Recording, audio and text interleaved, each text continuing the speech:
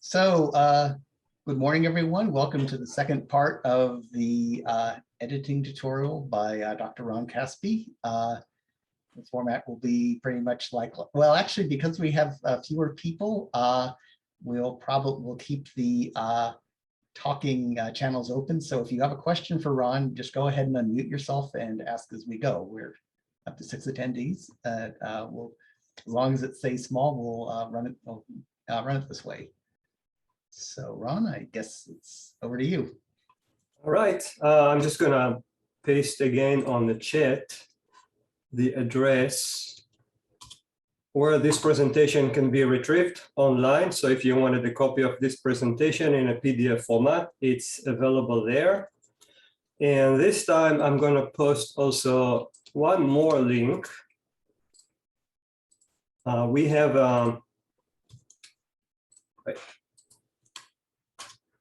there we go. We have a document called the Curator Guide, which has all kind of additional information that if you wanted to do curation on a database like this, you might find useful. And the second link that I pasted in the chat is where you can get that document as well.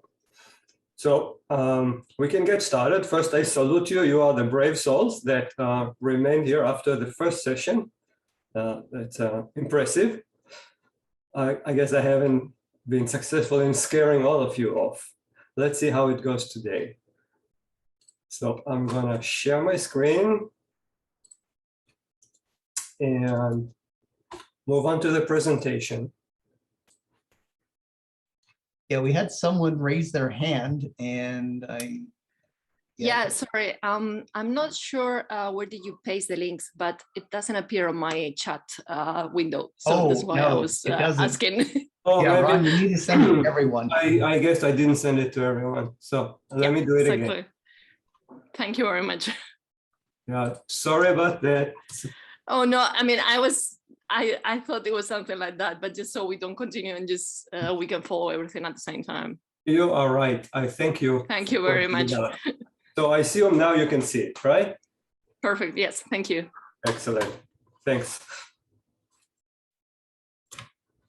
All right. So here's our presentation. And as before, I'm not going to move to full screen mode because I'll be going constantly between the presentation and pathway tools, and I need to copy and paste stuff from the PowerPoint. So we'll just, you hopefully forgive me if we keep it in this format. So first, maybe let's start by just going quickly over what we've done last week. So these are some of the things that we discussed that I hope you retain some sort of memory of. So we talked about multiple ways of starting the software, but also why I recommend for a curator to start it with the option where you begin with the list window. And then we've learned how to switch from the list window to the main window by issuing a command to start the main window, and how to go back by introducing breaks if required. So you can shift the focus between the list window and main window, and which comes really useful if you need to work a lot with frame IDs. And so you can make the frame IDs print on the list window, then you can move over there, copy them, and then paste them in different main windows. We talked about breaks, how you can introduce the break if you wanted one. So you could issue a command in the list window, but also how sometimes breaks can occur when we don't want them because something has happened that the software was not expecting, and how we can recover from those breaks by using a continue command in the list and go back to where we were before. We talked a little bit about data structure. We explained what frames are, that every object in the database is called a frame. Every frame has a unique ID. We talked about the differences between classes and instances, which I compared to folders and files in computer language. We went over some of the important menu commands in pathway tools. We introduced the author credit system. Also, we went over how to create yourself a curator and organization frames, and then how to tell the system who you are. So when you log in, the system recognizes you and will assign the credit properly to your curator frame. And after that, we've played around with a few of the basic editors. So we looked at the compound, reaction, protein, and pathway editors. And we've seen how you can create new objects or modify objects using these editors. And we also talked quite a bit about the importance of avoiding duplication and got to know these duplicate checker tools that may pop up if you have inadvertently created a duplicate item, and how you can use those tools to delete the duplicated item and instead use or import from MetaPsych the item that already is there. So that was last week. Today, we will discuss a new editor, the gene editor. We'll talk about how to create protein complexes. Then we'll kind of take a break from editors and have a more general discussion about writing summaries and why it's important, how to do it, how to use citations and internal hyperlinks when we write summaries.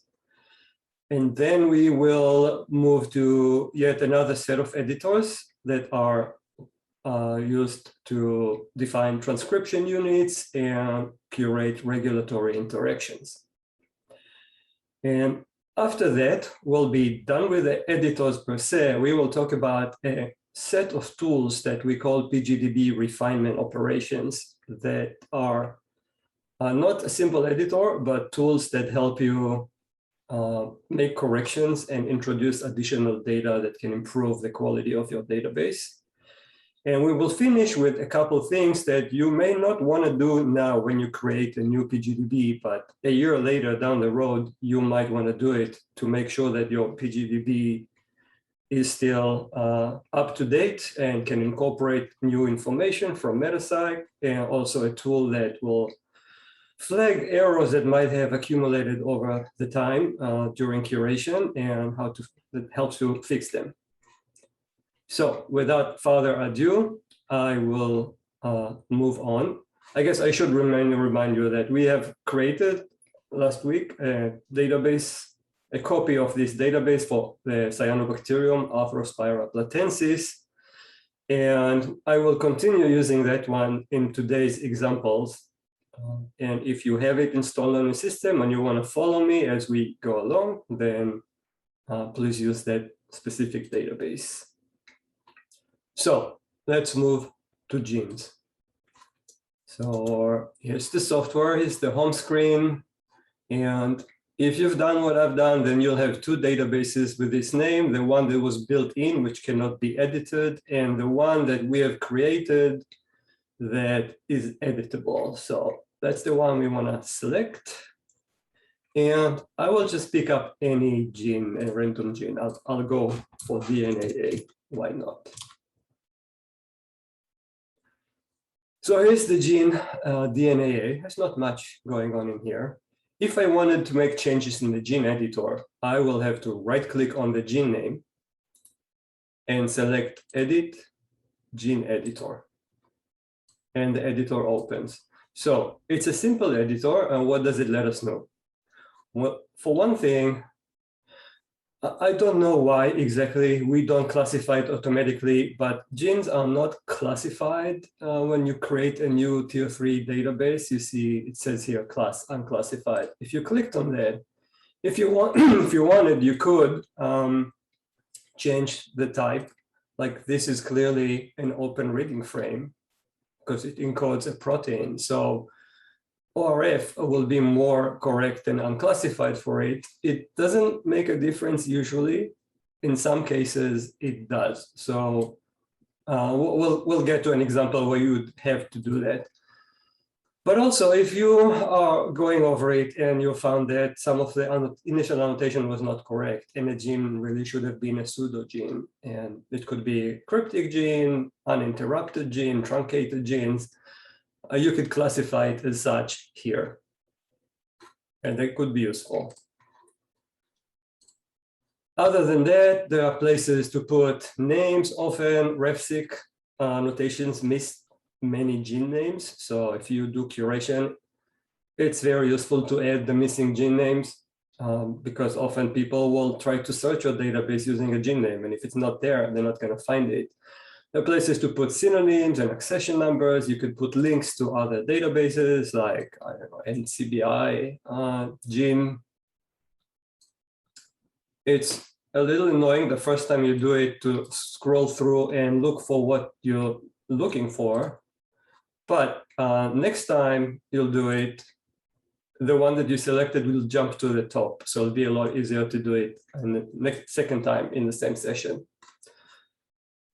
And this is useful to know. This is where the gene is defined. So if you have found that there were some changes since the original annotations and you need to correct the positions of genes, it's unlikely that you'll change a gene from going forward to going reverse, but maybe the start and end positions have changed.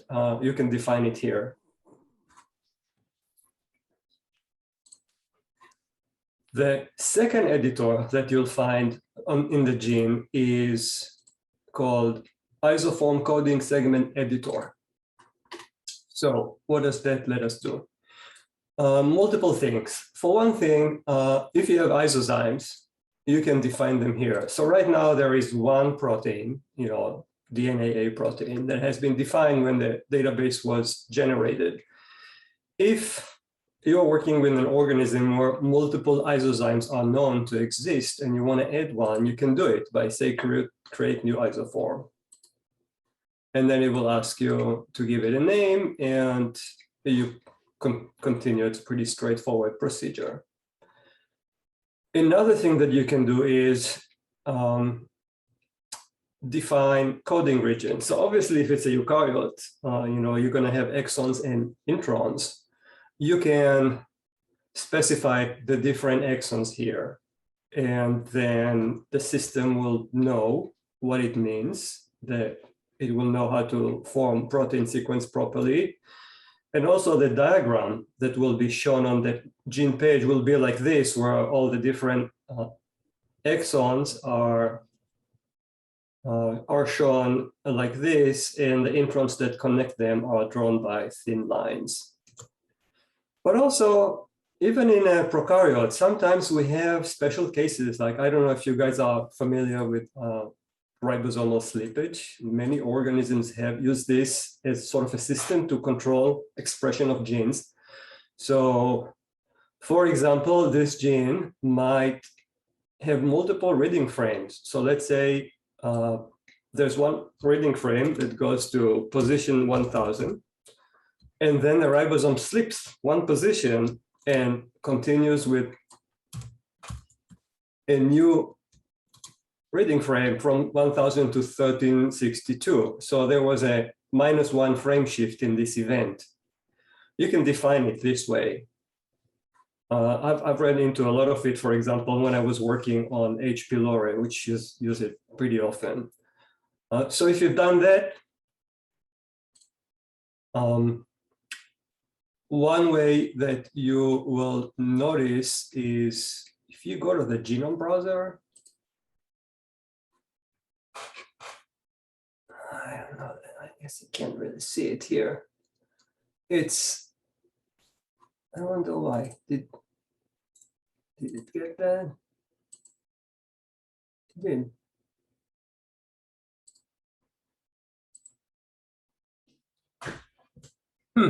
Maybe the name is right on top of it, but in general, what you'd see is a vertical line that shows the position of the slippage. So maybe the name is covering it, so we can see it because I defined it right there. It's possible. Not sure. You can see here the position of the ribosomal slippage, and it says -1. So that's pretty much what you can do with these two editors.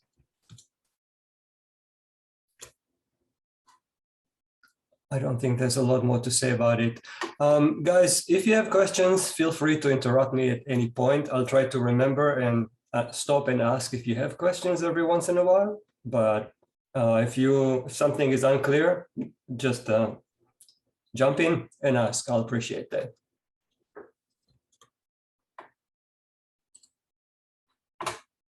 Okay, so other things that you might have to do with genes is actually adding a gene to your database, because sometimes, the initial annotation might have missed the gene, and then further information is printed or published, and you realize my database is missing a gene. I need to add it. So I'm going to take you through how this is done. In order to do that, I'm going to delete an existing one, so I'll have some space in the, on the chromosome, and then I'll recreate it basically. So I've selected this as my victim. Let's go look for it.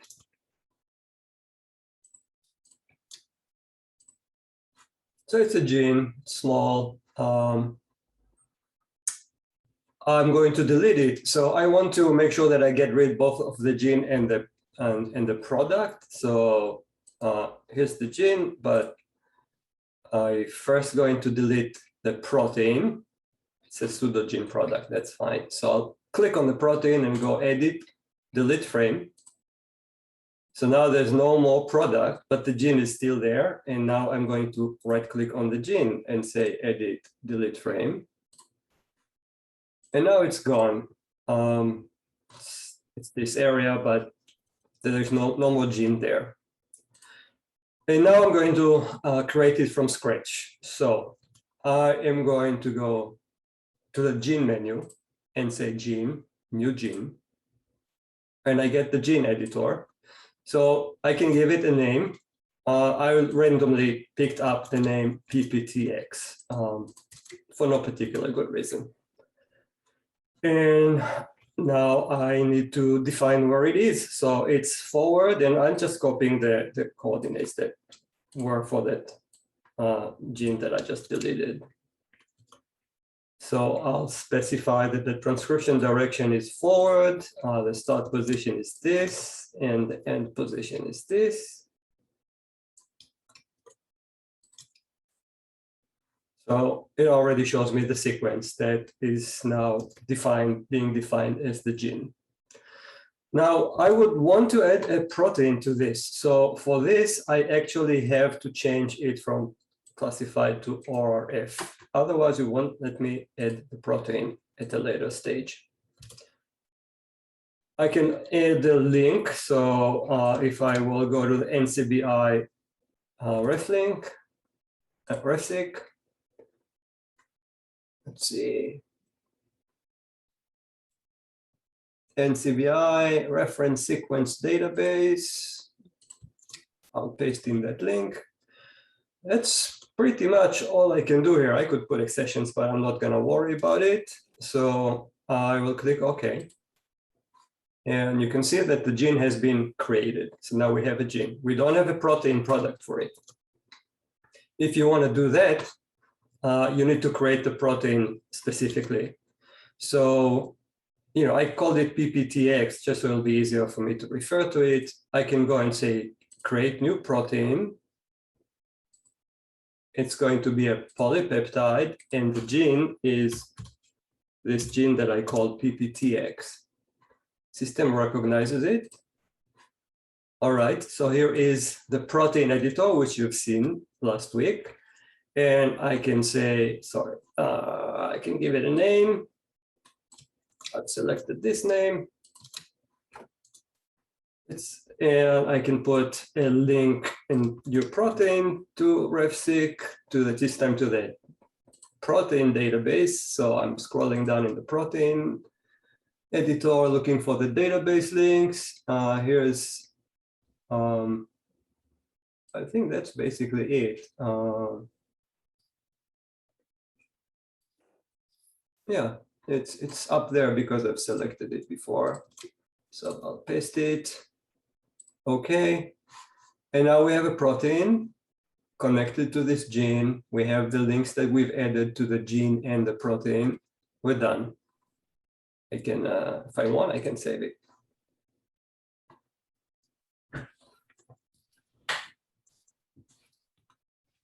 So was that clear?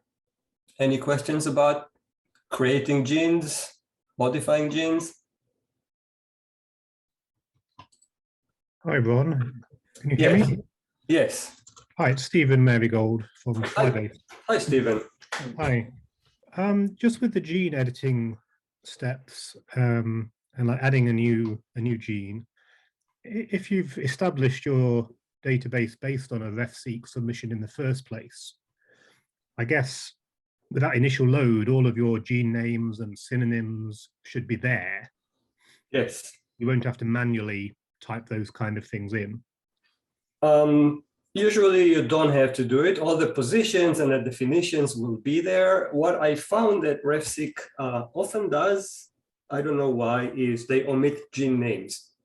So you'll have the gene, you'll have the accession numbers, but often the gene names are not there. I think they're still working on the annotation pipeline. I don't know how it's going to be with fly. With bacteria, they often seem to be missing gene names. So when we embark on a upgrading of a tier 3 database to tier 2, part of what we do often is typing in gene names. I see. And is there any kind of automated way of running an update? Say you established a database and then 2 years later there's a new RefSeq submission. Is there just a simple button you can press and say update everything? Or would you have to do what you did then and manually go in and add any new genes? So a lot of these operations can be done automatically. Like if you just want to update gene names, if you get this information, a little list command can import the content of a data file and update all of those fields. And this is something that our programmers are always very happy to help people with. Now, it depends. I mean, if you need to do more thorough changes, like you actually need to change the genome file, maybe add a few base pairs here and there, or remove a few, then those are different editing. Everything can be done, everything can be modified, but there isn't one tool that does everything. You can always just run everything from scratch, but you run the risk of losing changes that you've already made if it's a curated database. So we're not rushing to do that. I see. Okay, thanks. So now we're going to talk about protein complexes. So we are actually in the midst of developing an automated tool that we will run automatically at the time of creation of the PGDB that will identify and form complexes from proteins. And with this tool, we've evaluated it recently. It still suffered from some issues. The programmer who writes it is still ironing out the last kinks. And I suspect that within a few months, that will become part of the routine process. But even that tool will never get everything right. So part of improving a database will be to go over cases where it didn't do the right things and correct the complexes. There is a tool that you could invoke that tries to run over the whole database and create complexes, but it's interactive. So it will let you go over each of those predictions and ask you for your input, whether you accept it or don't accept it. And I'll show you this later during this talk. But what I'm going to do now is a completely manual step, which is really part sort of the editors, where if you wanted to create a complex, not as part of a large automatic process, but to fix properly a particular case, that's how we do it. So how do we do it? So let's go to this DNA gene that we looked at before. And let's say that you know that DNA forms a homohexamer. I guess I have, let's go to DNA B because I've already butchered this one and it has 2 products. All right, so replicative helicase. So we want to define it as a homohexamer. What we'll do is we'll right-click on the protein, choose Edit, and then choose the second option, which is Protein Subunit Structure Editor. So this brings a new editor that we haven't seen so far. And now I can say, instead of polypeptide, protein complex. Once I select that, you've noticed that the interface changed. So the first thing it asks me is how many distinct subunits? If it's a homomer, then we only have one distinct subunit. So we're going to leave it at one. If it's a heterodimer, then you will change it to 2. And if I've done that, it will now give me the option of defining 2 different types of subunits. But let's stop, simple. We just want to turn it into a hexamer. So it already knows that we started with DNAB, so it's here. And what I can do is say 6. We have 6 of those. And that's basically it. Once I click OK, you can see what we call the gene reaction schematic, which I assume you're familiar with by now, but if not, what it shows us is the gene product, a complex if one exists, and the reaction if this protein is an enzyme and catalyzes the reaction. And of course, these diagrams can become a lot more complicated if there's more elements involved. So we have the monomer, and now we have the hexamer. One thing that I would recommend doing is giving the hexamer a name. You can see here that it has a name, but actually it shows the name from the activity. If it didn't have an activity, like let's say there was none, you would see the ugly truth that this complex has no name. It's just, this is the frame ID of the protein. So I recommend giving it a name. And the way I do it, you can choose your own way of doing things, of course, in your own, but I would go to the subunit. Where's the synonym editor, my favorite. And the monomer of DNAB was called replicative DNA helicase. I'm actually going to change its name to say monomer, because it's not really the helicase, it's the monomer, it's the hexamer that is really the helicase that has the activity. So I've copied the name to the clipboard, and I've added monomer to give a different name to the monomer. And now I'm going to the hexamer. Again, synonym editor would be an easy place to access it. And you see there is no name, and I'll paste what I just copied.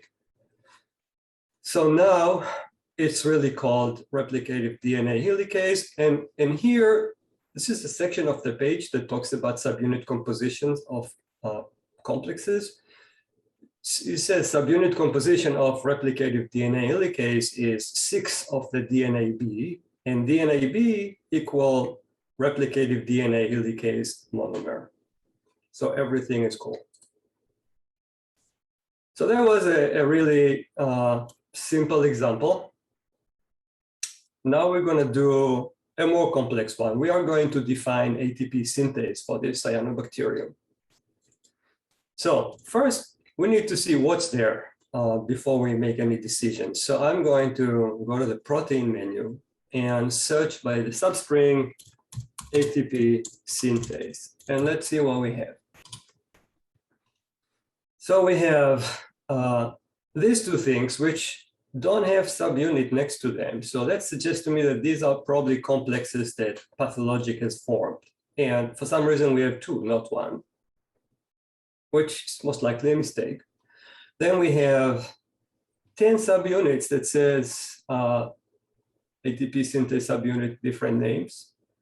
And then we have something that really appears to be completely not related, not quite sure why this search string brought it, but it's a molybdopterin synthase, so that's irrelevant. So we have these that are all relevant. So I'm going to say use these terms. Let's take a look at them. So I see one of them. By the way, it's a pet peeve of mine. This RefSig named it F0, F1 ATP synthase. I'm telling you that it's not F0, it's FO, and it stands for oligomycin, which is the first experiments they've done. They've used oligomycin, so they call this subcomplex FO for oligomycin. But almost all the annotation pipelines will call it F0, and it's incorrect. But anyway, we see 1, 2, 3, 4, 5, 6, 7, 8 subunits here in a complex. I'm moving on, there are two more subunits, and they form their own complex. And both of these complexes are called ATP synthase. Well, and I think I understand why. The reason is that if you look at these two genes in the gene browser, they're on their own transcription unit and they are far away from the rest of the ATP synthase units. So the code that predicted the complexes, one of the conditions it looks for is that all those things are close to each other on the genome. And if it's not, it's doing the wrong things. So, so what we have is we have 10 subunits that have been already brought into two complexes instead of one complex. So the first thing that we are going to do, oh, here they are, see that, one complex, two subunits, 8 subunits. The first thing that we should do is we should merge those redundant complexes because we don't need 2 ATP synthases. There really should be only one with all subunits, and I can merge them. So I'm going to first show the frame ID of this small complex by right-clicking, saying show, and show frame ID. And here it is. It's been printed to my list window, and I'm going to copy it to the clipboard. Now I'm going to go back to where we saw the bigger one, and I'm going to right-click on it, say edit, merge frames. And this protein window that you haven't seen before asks me, do you want to merge protein frames, which is exactly what I want. So the one that I'm going to keep is this one, the one I just opened, the big one. And the one that I want to delete is the small one, which I just copied from the list console. So I pasted it in here. And if I wanted to keep this one and delete this one, I could click switch protein and it would switch them. And I'll click OK. And now the small one is gone. And now I have only one that has 1, 2, 3, 4, 5, 6, 7, 8, 9, 10. So all the subunits are now part because it merged the two complexes. So it brought in the other two. So that's a good start. We got rid of a redundant complex, and now we have all 10 subunits. Okay, what now? You can see that some of them have gene names, but the vast majority don't. Again, unfortunate thing that they do there. They did give the proteins names. So I see subunit gamma, subunit delta, but I don't have the appropriate gene name. So when that happens, you might want to go and seek some help from Metapsych. Because, you know, Metapsych is a great encyclopedia and there's a lot of information there.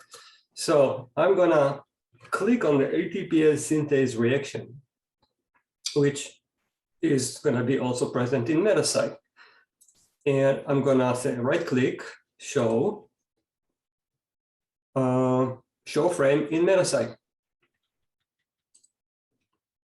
So now we see that reaction in Metapsych, and we see the different ATPase complexes that are present in Metapsych. You know, Metapsych doesn't include all the proteins in the world, but it tries to have representatives, often multiple ones, so for bacteria, archaea, mammals, plants, and so on. So in this case, I can see we have an ATP synthase from E. coli, one from an archaeon, Halobacterium, one from a mammal, one from a very small organism, and luckily for us, there's one from a cyanobacterium.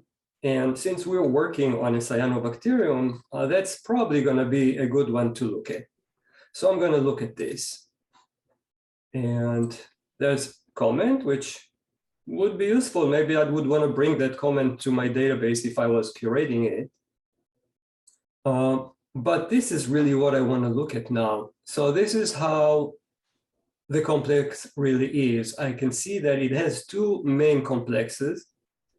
One is the FO complex, and one is the F1 complex.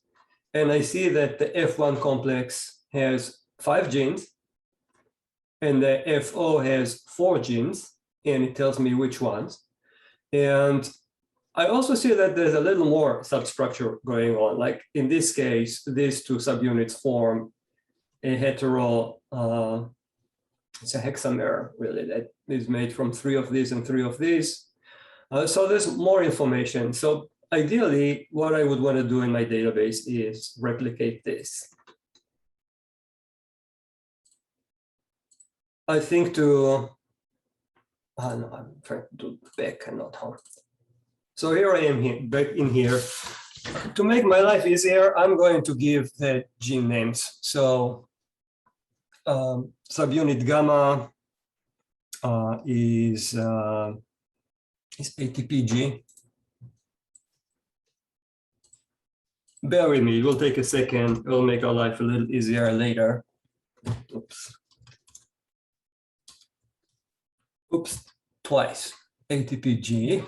And this is delta. Delta is ATPH.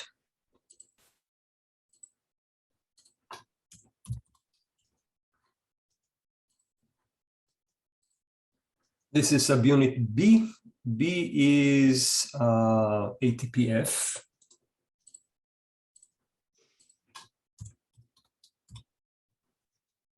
The reason I know it is because I copied myself on a piece of paper the information from Metapsych.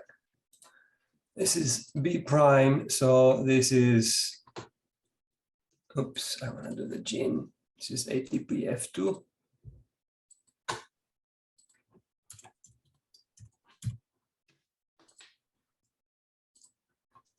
This is subunit A. This is ATPB.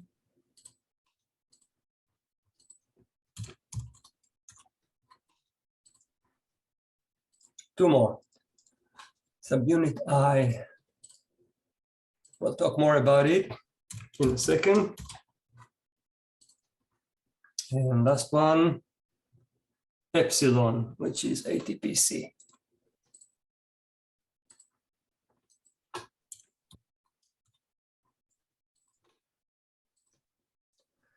All right, so now we have all these gene names. Now, if we go back and look at Metapsych complexes, we don't have to do it now, trust me. There is no ATPI in any of them. So the question is, why do we have a new subunit called ATPI here that is not in the other complexes?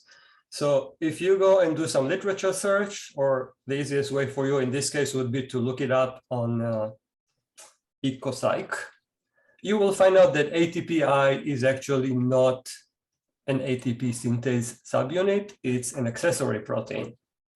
It stabilizes some units there, but it's not really a component. So one thing we might want to do is correct it. So I'm going to change the name to ATP synthase accessory factor ATPase.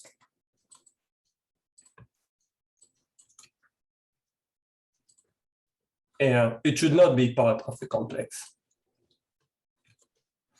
Okay, so now it's time to actually build the complex. So I will right-click on it and choose the protein subunit structure editor that you've seen before, only it wasn't such a big thing. Now, the fact is, this large complex doesn't have 10 subunits. It has 2 distinct subunits, which are subcomplex FO and subcomplex F1. So I'm going to change it to 2. And now this is not correct because those are gene names for specific things, and I am going to define ATP synthase the FO subcomplex and F1 subcomplex. And if you want to use subscript, in general, Pathway Tool understands basic HTML, so I can do this. I will not to put the one in subscript. So we have one of these and one of these. Okay, but now comes slightly more complicated. FO is a subcomplex that has 4 genes. So I say I mark it as a complex, and now it says, okay, how many different subunits are in this complex? And I will say 4. So now it gives me the option of putting 4 different genes or gene products, whatever I want. So I will type in ATP-B, which is the A subunit, and then ATP-F, which is the B subunit, and ATP-F2, which is the ATP prime subunit of cyanobacteria, and finally ATP, I guess it's E, that is the C subunit. Yeah. So I got this one. And now I'll define the F1 subcomplex. So I'll mark this as a complex. And I'll say this one has 5 genes. And now I'll type them. So we have the alpha subunit, which is ATP-A. And we have the beta subunit, which is ATP-D. And we have the gamma, ATP-G. And we have delta, which is ATP-H. And we have epsilon, which is ATP-C.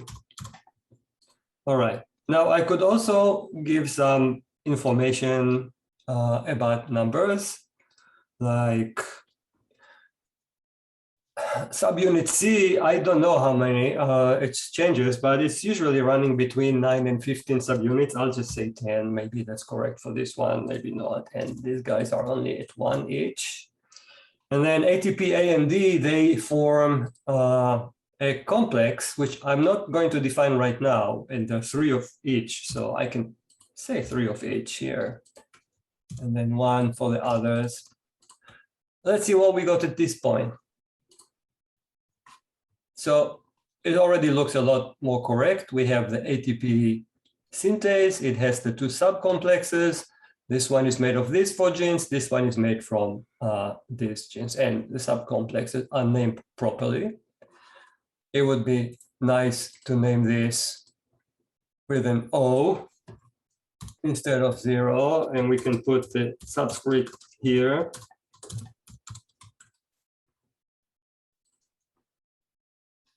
And maybe here for the enzyme activity, we'll simply call it ADP synthase. That's probably sufficient for the activity. And at this point, I'm gonna go and save. So you may wanna take it only this far. Maybe you wanna make it more complex. For example, we've seen that ATP-A and ATP, I think it was D, form a complex, right? We'll look at here again. Yeah, ATP-A and D, they form another subcomplex that has 3 subunits of each. So if we wanted to add that, we can. I don't even have to start from here. I can start from this one to keep things easier. I'll do subunit structure of the F1 subcomplex. And I'm going to delete ATP A and D and say it actually has 4 components. So it removed 1 and say, but the 4th one is a complex. So I mark it as a complex, and it has 2 subunits. And these 2 subunits are ATP-A and ATP-D. And there's 3 of this and 3 of this, but only 1 of the complex. And I'll have to give a new name to this subcomplex. So I can call it ATP-AD subcomplex or something like this. Oops. And now we've formed the subcomplex of A and D. So you can continue introducing more and more subtleties to it as you know, until you're satisfied with what you have. But that's the basic art of creating protein complexes. Do we have questions about it?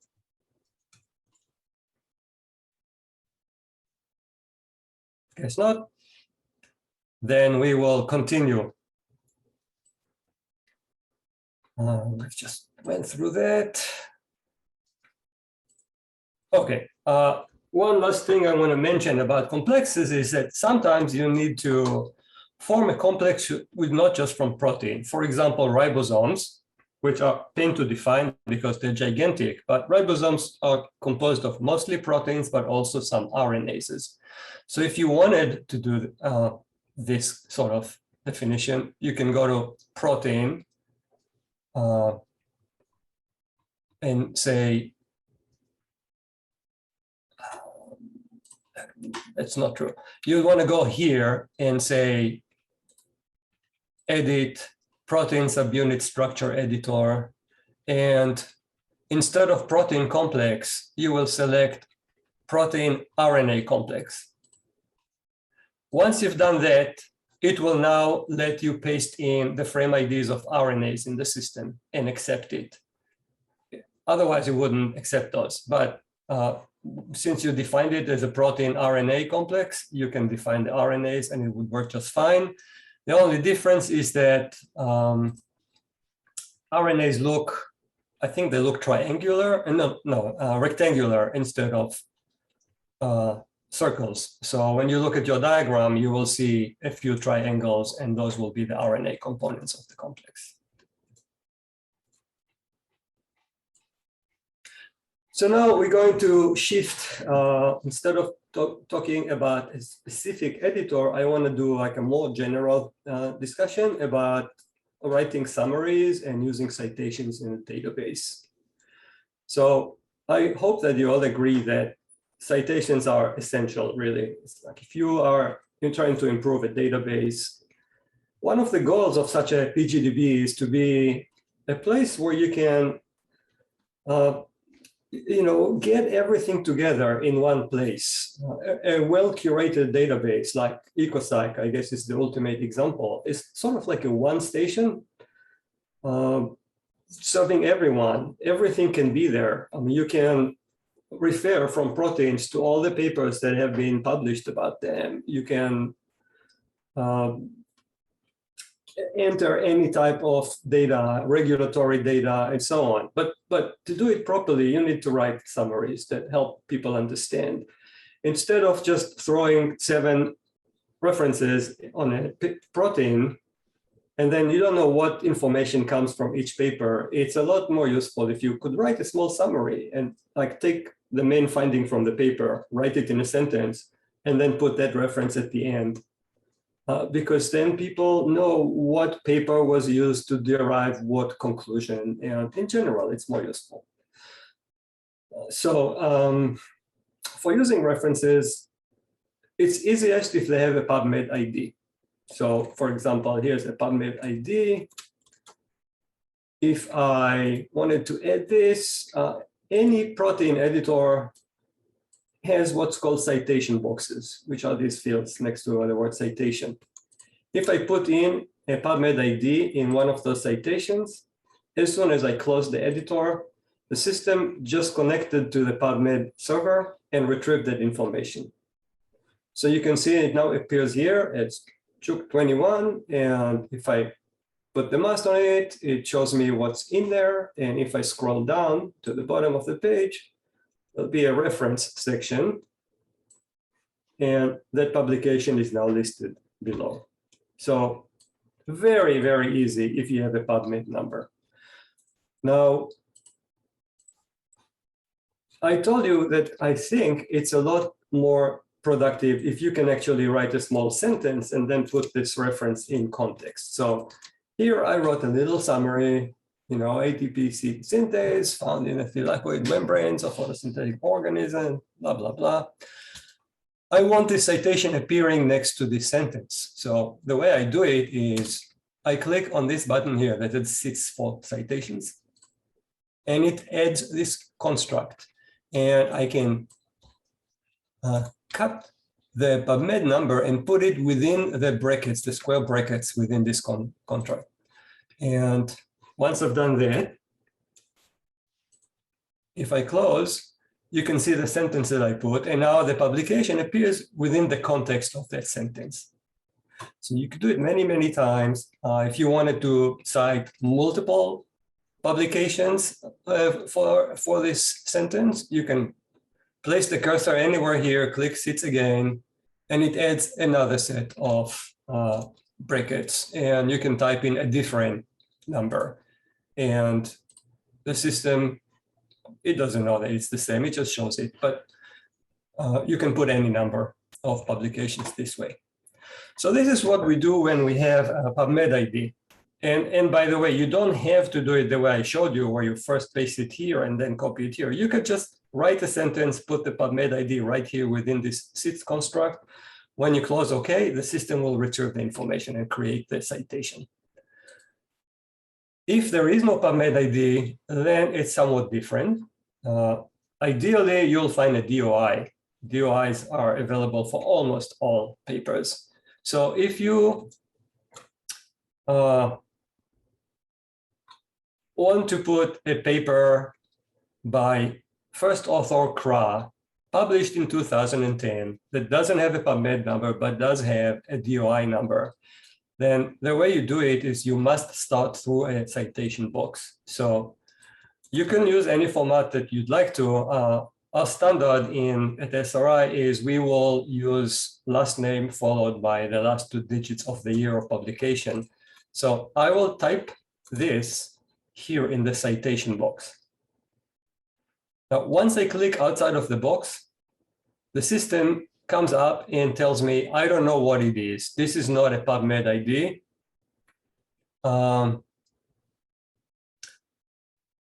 So I can say search and create publication frame.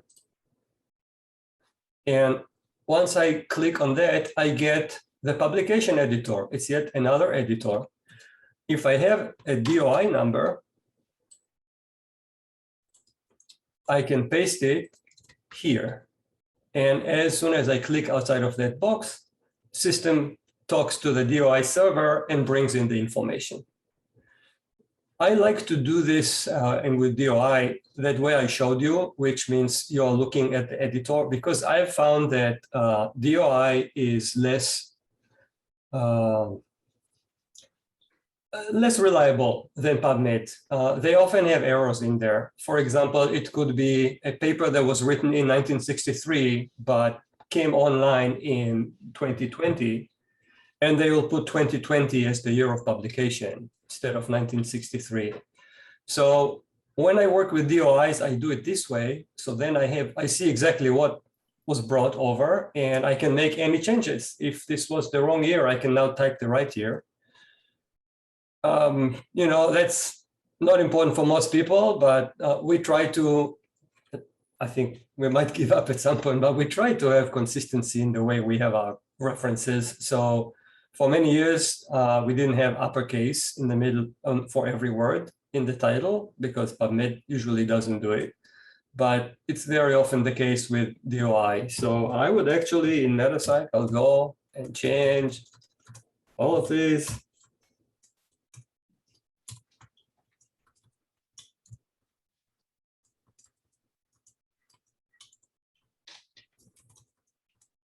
And when it's done to my satisfaction, I'll click OK. And now it's recognized. So now that you've created it, you can move it anywhere. If I wanted it to appear here, I can take it and put it here or in any other place in the database in the form of a citation, and the system will understand what it is. So now you can see there is really no difference as far as the user is concerned between this one, which was created using a PubMed ID, and this one, which was created by a DOI. And I guess we should also mention what happens if there's no DOI. That's the saddest situation. So let's say there was a Smith 34 paper, and I click on this and there is no DOI number. Well, at this point, I need to type everything myself. So you have to type in the title, the authors, the year, the source, click OK, and now it's in the system.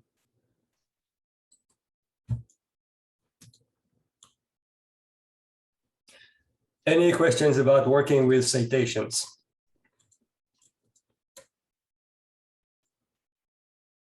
All right, cool. So one more thing. I already gave you a pitch why I think writing summaries is useful. Using the citation button and putting citations in the proper places within the summary. I already explained why I think it's important. The last thing I want to mention is internal hyperlinks. So I guess I have an example here to show what I mean. So this just opens a page in biopsych for some Synechococcus. But you can see that a lot of the text here appears in blue and is links. So, this is something about phycoerythrin. It's a, it's a part of the phycobilisome. And the text mentions all kinds of complicated things. Like very often, I think there's a good chance that your reader will not be able to completely remember what phycoerysthrins are exactly, or phycocyanins, or phycobiliproteins, or what does the APCD gene does, and so on. So we use hyperlinks. So if you don't remember what a phycocyanin is, you can click on it, and it takes you to the page of phycocyanin, and there'll be a comment that explains it. And from there, there'll be links to other things. So everything is linked, and everything is fun for the user to, it's like Wikipedia. You could just start clicking on things and learn a lot more than you actually meant to learn because it's there. And if you couldn't click, you wouldn't learn those things. So I think it's very useful. So now we'll talk how to use internal hyperlinks. So basically, you do it by putting in the comment, you click on the frame button. And it will put a construct in there that would do that. But when I do that, a list of terms appears for me to choose from. And this list is all the things that I've visited recently. It's actually under the preferences in the menu for preferences. You can define how many items it would grow to include. I think the default is 50. You can change it. So if I wanted to write a comment about DNA A and DNA B interact, right, I'll just click out of it, and that happened. We'll talk about that in a second. I would want to say that DNA A and DNA B gene products interact. Okay. I can, instead of typing DNA A, I can click here and select DNA A. So it replaces it with a frame ID. And now I can do the same for DNA B. I click on frame, I find where I visited it, I click on it, it inserts the frame ID. Now, when I click OK, those are hyperlinks. This will take me to DNA A, and this will take me to DNA B. It could be a little confusing when you click on the frame editor and you have a very large list, and actually you don't want any of those. Those are things you visited, but they're just confusing you. What you see there is called the history list, and you can easily reset it. So if you go to Tools, History, Clear, it will clear that list. Let me also show you there's a button here called History. If I click on it, it shows me everything that we just saw when I clicked frame within the editor. That's the history list. But if I go Tools, History, Clear, you see this has become empty. There is no more history. And now if I went in and clicked on frame, there's only the one thing that I'm actually on. The list is almost gone. So if you are about to embark on writing a comment and you know that you will need certain items, you may want to clear the history, then go visit those items, and then it will all be available for you. I'm going to show you in, more specifically with an example. So I'm going to go to aspartate kinase.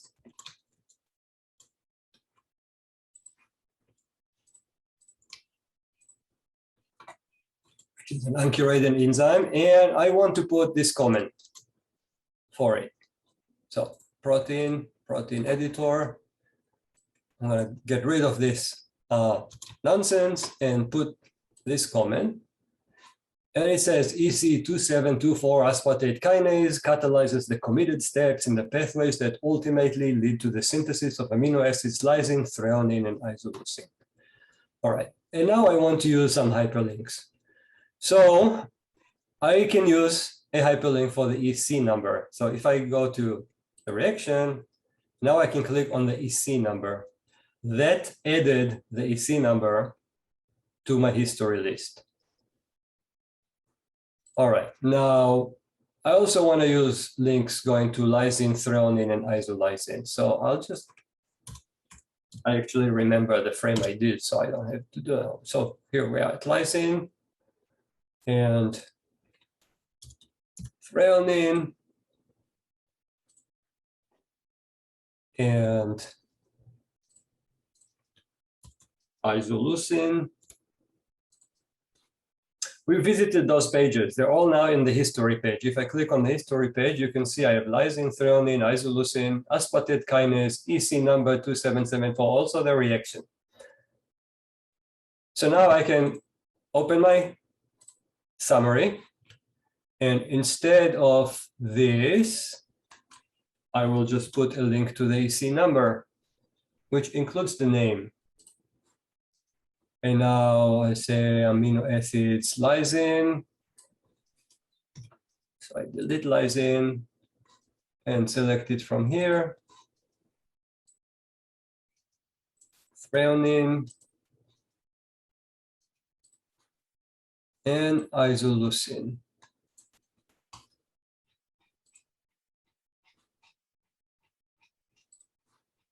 All right, so now when I click, I have my comment. And now if somebody goes, well, what's EC2794? Well, here it is. This is the EC page with all the EC information. If I don't remember what isoleucine is, well, here it is. So I think it's very valuable, and it's extra work putting the hyperlinks rather than just pasting in a sentence and be done, but I think it's worth it personally.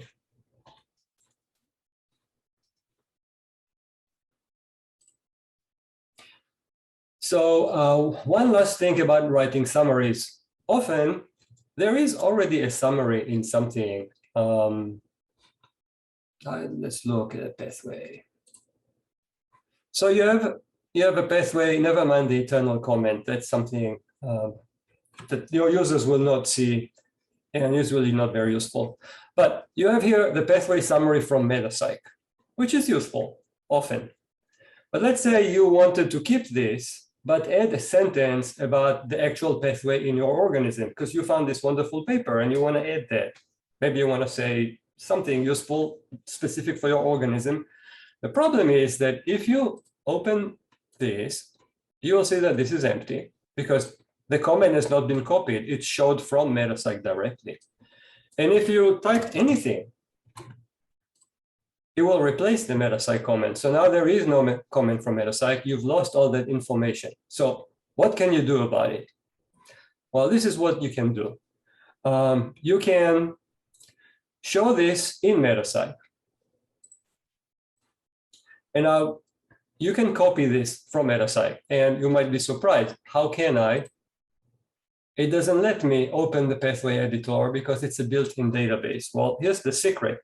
Down here, where it says command, you can type dev surrounded by parentheses and hit enter. By doing this secret command, you have now activated the editors for built-in databases. You still can't save anything to them, but you can open the editors. So now you can go and say edit pathway info editor, see the commands have miraculously showed up, and you can copy the Metapsych comment. I just copied it to the clipboard. Close, go back to my pathway, paste it, and now you can make any modifications that you want because now it's your comment. It's no longer being displayed from Metapsych. So you've got the content from Metapsych and you can add whatever you want, or you can modify, delete things. It's yours now.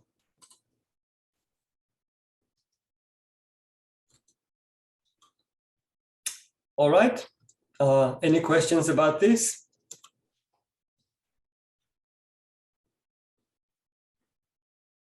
No question. Excellent. So maybe it's time for a little more editing. So this time we'll talk about regulation. So hopefully you've seen transcription units. They are predicted automatically when you create a PGDB in general. So if we go to the genome browser, you will notice these gray things behind the genes. Those are the transcription units. Sometimes they only engulf one gene if the system has decided that that's the case. Sometimes, like here, they engulf a large gene cluster. It's the best our code could do. It's often incorrect. That's why when you curate databases, you sometimes want to change it. Also notice that, see, it's gray, and when I hover the mouse on it, it says right there at the end, no high quality experimental evidence. That's what the gray color means. If I've edited and put an experimental evidence code, then actually it will show up in sort of a greenish shade and not gray. And it will show you the evidence code for the existence of this particular transcription unit. So like everything else in Pathway Tools, you can edit those things too. You can right click on it and say edit transcription unit editor. And here you see a bunch of things. You can give it a name. Sometimes a name is given automatically, sometimes not, you could. Then there's the list of genes that are included. You can easily remove genes or add genes, and the transcription unit would adjust accordingly. You can put the evidence. So if there is scientific evidence, experimental evidence that this is a transcription unit, that these genes are co-transcribed, then you can select the appropriate evidence and put in a citation for it, and then the color of that unit will change from gray to green, and the evidence code will show up. You can also specify promoters. If you knew that there was a promoter associated with it, you can put the name of the promoter. You can specify its position, either absolute within the chromosome or the distance from the first gene in the transcription unit. You can put evidence for the promoter, and all those are all, of course, very different things like ChIP-seq and ChIP-PCR and ChIP-chip evidence and the type of evidence people use for this sort of information. I need to say no select to get rid. And if you know which sigma factor is associated with this transcription unit, you can select it. Pathologic tries to assemble and recognize all the sigma factors that are present in the genome, and they will post that as a list here, so you can select one of them. And you can write for promoters summary and put more citations and so on. That's the kind of stuff you can do here.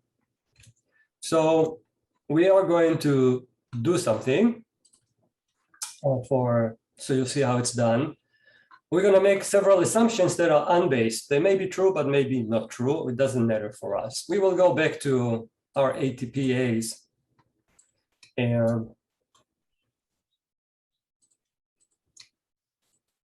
okay, so here's our ATPE gene, and if we open it in the genome browser, you can see that right now we have a large transcription unit that has a lot of the ATPase subunits. They're all shown in blue here, but then we have one different one for ATPE, one for ATPB, and one for ATPI.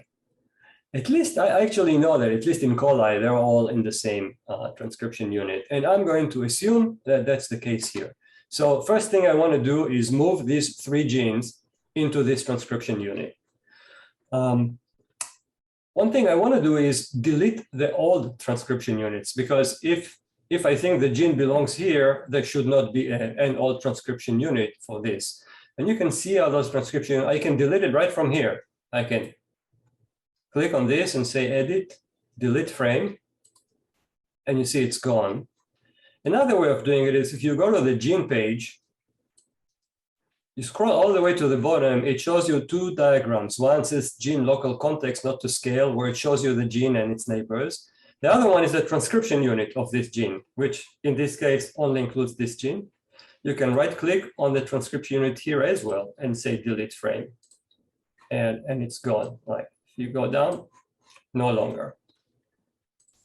So we've deleted it here, deleted it here. There's one more that I want to delete. I'll just do it from here.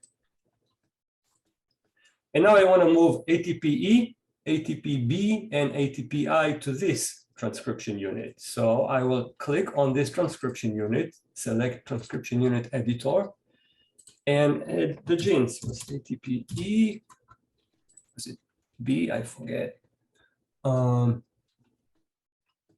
Yeah. And ATPI. Now, all right, so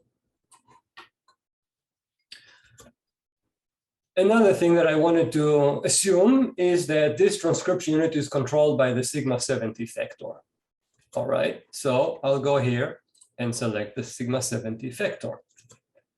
Another thing that I'm going to make up is that there is a promoter, which I'll call ATPIP, which is 85 bases before the ATPI gene, the first gene in that unit. So I will say there's a promoter, ATPI,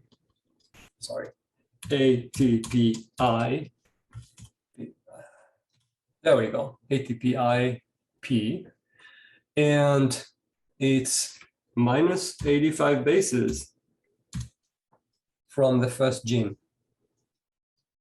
The system fills in the absolute position as soon as I do that. All right, so in a real world, you would also want to back this with some evidence codes. I don't have any, so I'm just going to ignore it. I will click OK. The system warns me, no citation provided for the transcript unit. Okay, again, in the real world, I'll click on return to editor and add the missing citation, but I don't have one. So I'll say accept anyway. Then it says no citation provided for the promoter. Accept it anyway. And now you can see that these genes have been jumped into this transcription unit. We have the three of them here. And we have a promoter right here called ATPIP at the 85 bases before the transcription unit. And if we'll go to the genome browser, then you can see that now this transcription unit includes all these three genes, and there is a promoter here 85 bases before the beginning of ATPI. Now, you may ask, well, transcription unit's supposed to have the colors the same. Why are the colors here not being modified to fit?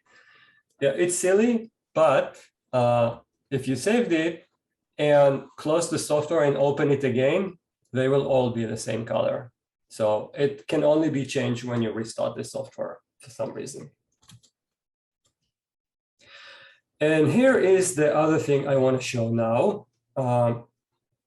Let's imagine that there is a transcription factor. This is the frame ID of the transcription factor. Let's imagine that it activates the transcription of this subunit, but only when it is bound to ADP. Okay. So what we can do is we can right-click on the transcription unit, but this time from edit, we're not going to the transcription unit editor, but we're selecting the second item, create regulatory interaction. And now it asks, well, for what? There's a lot of stuff here that's good, but I will go with the, let's go with the promoter that we created. All right, so the default is the type of regulation that I'm defining is transcription factor binding, which is actually what I want to do. So I leave it this way. But if you click on this, there are a lot of different things that you can do here. So you can define transcriptional attenuation, all kind of different types of regulation. But we're going to leave it at this. So I said, in this imagined thing, this particular transcription factor is activating transcription, but when it's bound to ADP. So I'm going to put the frame ID of the activator here. And the function is activator. I mean, other times they could repress genes, right? Then you'll choose repressor. Sometimes the same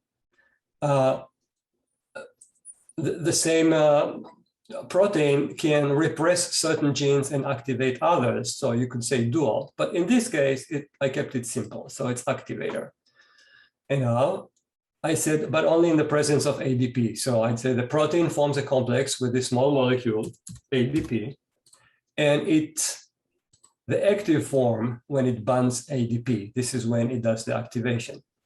So basically, I've put all the information that I wanted. I didn't put any evidence codes or citations, so it's going to complain. No citation had been provided for the regulatory interaction, except anyway. And now you see that here, next to this transcription unit, there is a green box. Green says activation. It has a beneficial effect on transcription. And if we click on it, here is that response regulator transcription factor that I've used. And the system has created a reaction to show that it can bind ADP. And it gave this as the name. So this is not very useful name. So you can type in any common name that you want. I don't really know the name of it. I'm just making all this up, but it could be ADP bound transcription activator X.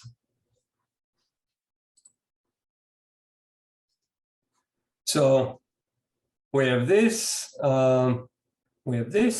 and you can see when you're looking at it that it's now listed as an activator of this transcription unit. As you add more and more transcription units to this regulator, more and more lines like this will show up. So you could end up with a very long, succession of information showing which genes are regulated by this activator. Or again, it doesn't have to be an activator. If it was inhibiting transcription, it will simply show as red here. Also, you saw that here, there's been some changes to this diagram. This diagram shows very basic information of what's happening to a protein. So, you can see here is the gene, and this is RNA polymerase. It makes messenger RNA, then the ribosome comes and makes the protein. The protein binds ADP, and now we have a form of a modified protein with bound ADP, and it's this form that actually we're looking at now that acts as a transcription regulator. So it's pretty cool. I hope you agree with me. You can enter very easily a lot of regulatory information following what I just showed you. And that's going to make things really useful for people who look at your database. One last thing is you might also have information about terminators. I don't run into it very often, but in well-studied organisms like E. coli, there's a lot. So you can right-click on the TU, choose edit terminators, you'll get this window, and then you can define where the terminators are placed. As I said, when I created the regulation, like when I went here and said edit, create regulatory interaction, the default is transcription factor binding, but there's a lot of other options. So that next slide just mentions a few of the things that you can curate. We're not going to have time to go over all of those, but you should know that they're there. So I'd like to move to the next topic, unless there are questions about anything that I've said so far. Ron, I had a quick question. I saw that how you could make internal links on a page. Can you make external links on a page? You can. And one thing I should mention also is that with no further complications, you can link to MetaCyc objects even if they're not in your database. Exactly the same way. You put frame and you just put a frame ID that is in MetaCyc but is not in your database, and they would work. So if people click on it, they will just jump to the MetaCyc object, which sometimes is useful. Now, if you wanted to do a link to external web page, something outside of the system, then there is the hyperlink button that puts the usual HTML thing. So you would need to put the full HTTP address here. And then between these two signs here, you want to put the text that you want to show up. And once you've done that, you basically created a regular link to an internet object.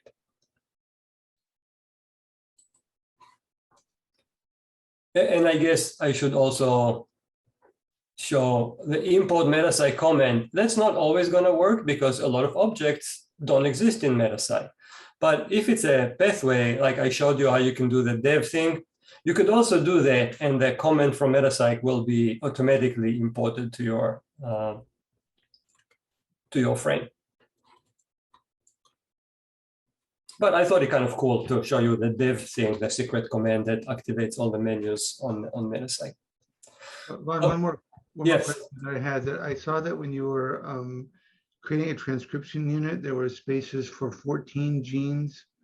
Can you add more than that? Yes, in many places in our editors, there's a limited number of boxes. Like there could be 14 genes, or you look at citations, they might only show up 4 boxes. But in general, as soon as you fill the last one, a new one miraculously appears for you. If that doesn't happen, send us a line. We've tried to add this to all the possible places. We might have missed a few. So if you ever run to a place where a new place is not showing up when you filled the last one, send us an email and it will get fixed within a day. I have another question related to the same description units. When you include the genes that are part of that unit, is there any reason for an order, or especially when you're gonna say a later, you're defined later, which gene is where is the position of the activator, and as well as the terminator? Is there any order that you should put those genes in? Because I saw you had them in the reverse strand order. Yeah, I don't think so. I haven't tried it, honestly, but I think that it's simply going to go along the order in which it is in the chromosome. Okay. So, I mean, we can experiment with it. I think I don't want to. Yeah, no, just sometimes no, of course. But sometimes you just hit the wall with those kind of things when you have like genes in the same transcription unit that are in different strands, and then you're like. So that's why I was wondering whether there was any specific order for that. Yeah. No, I understand the question. I think it's going to ignore the way you type the genes in, and it's just going to go according to the order on the chromosome. That's my guess. I can verify it later. No, it's okay. No worries. Thank you. All right. Okay, so now we're going to talk about a bunch of refinement tools, and those are, to see them, you have to go to the tools menu and then start Pathologic. Now, you may remember that Pathologic is the piece of software that you use to create a new PGDB. Well, that's if you go with database build and all this, but there's also a refine menu. So under the refine, there's a bunch of things that you can do to improve a database. So let's look at some of them one by one. So the first one is called assign probable enzyme. I'll run it.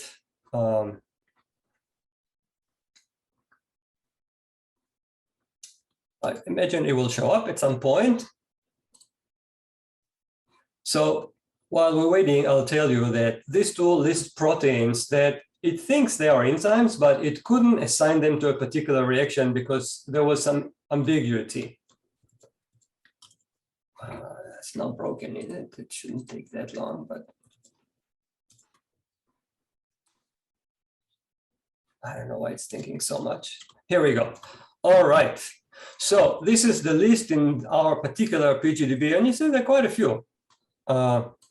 It couldn't figure out what to do with, and sometimes I understand why, sometimes I don't understand why, but often I can help it. So for example, these things, it's a protein called alpha beta fold hydrolase. I mean, obviously, no one is going to know what the actual enzyme does. It's a very generic term. So you cannot assign a reaction to it. But, like if we look at beta carotene hydroxylase, it says ambiguous, but it seems pretty obvious to me. So you can click on it and look at it. And then it brings up this, and it says, there are multiple reactions, and I'm not sure which one I should assign. So you look at it and you see, okay, beta carotene, it's clearly a hydroxylase. Like there would be a reaction that I would want to add to it. Then there's this one here, which seems, well, I don't know, maybe, but that's not beta carotene. I'm not going to do that. This one is with beta zeta carotene. Again, I wouldn't rush to assign it. This is actually, I happen to know, is the second part of this reaction. This reaction is it's a two-part reaction, really, of beta carotene hydroxylase, and you can see that there's no EC because those are partial reactions of the reaction that actually has the EC number, and you can see that on the names here it says beta carotene hydroxylase here and here as well. It also says it here. So probably a beta carotene hydroxylase, at least from one organism, is also known to catalyze this reaction, but that's less certain. Anyway, I can assign these two reactions and click OK. I forgot to assign. So let me say no and go back there. You actually need to assign it. So just selecting them is not enough. So I'll select them again. And then I click the assign button. And wow, this is weird. I got some weird display here. So it says I'm going to assign these reactions, and the enzyme activity name is beta carotene hydroxylase. Is that okay with you? And I'll say yes, that's fine. And I click OK. And I'm done with this one. I can also click show protein, and it opens here. And we can see that beta carotene hydroxylase has been assigned to this reaction, which is, if we go to the EC number, beta carotene 3-hydroxylase, that's the correct reaction. So there is an error here that it also has a link to the sub-reaction. I've reported it when I was looking at this yesterday, and that's not going to happen in future versions of the software. It will just connect it to the correct reaction.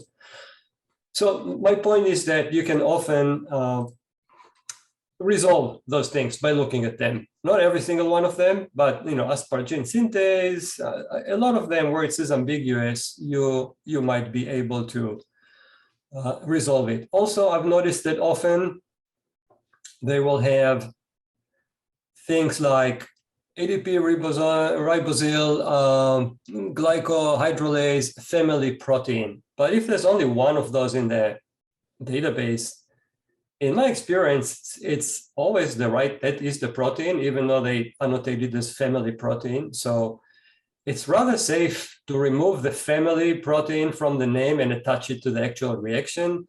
You can always click on Unipro link and see maybe Unipro has curated it differently and has an unambiguous activity. There's a lot you can do about it. I find that I can usually shrink this list by at least half. And all those that I've added are new functions in your organism. So they're going to fill pathway holes, are they going to make your, if ever. So I still have this screen on. So this is something that is worth doing in general, because you can really improve the database by adding functions that should have been there. Now, next command is assign modified. Yeah. Just on that table you had there, where does the entry in the function column come from? Which column? You had the probable enzyme table. Yes. And you were saying, it says aldehyde dehydrogenase or something like that. Yes, Where is that function entry coming from originally? from the annotation.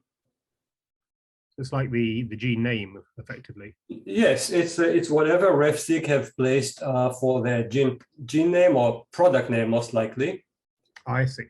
It could even come from a generic Go term or anything that is generic. I mean, Pathway Tools reads this as it reads any other assignment, but when it's trying to match it to a reaction, it fails.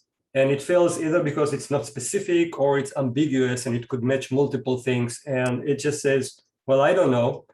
Here's the list. You tell me. So the curator needs to go over that and make assumptions or resolve ambiguities that the software couldn't handle itself. But it all comes from the annotation.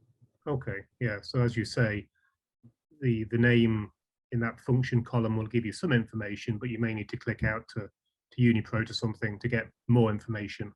Absolutely. When you don't know, then you always try to get as much information as you can. And you know, you might even look up this accession number and do a PubMed search. Maybe someone has actually identified that gene and characterized it, and it's something else. You know, so you always want to use whatever you can to figure out the mysteries. So the next tool is maybe slightly confusing. So I don't know if you remember, but last week I told you that reactions that involve proteins in Metacyc are always involving protein classes because their Metacyc reactions are being copied over to all the other databases. So we can't afford having an E. coli protein copied over to a human database. So we always use protein classes. But in your database, you will benefit from associating the actual protein with those classes. So this is what this is aiming to do. And sometimes it's difficult. But for example, let's see. It's like a protein that is called the small subunit of molybdopterin synthase. Well, I don't find any candidate here. So maybe there was nothing, or maybe it hasn't been annotated.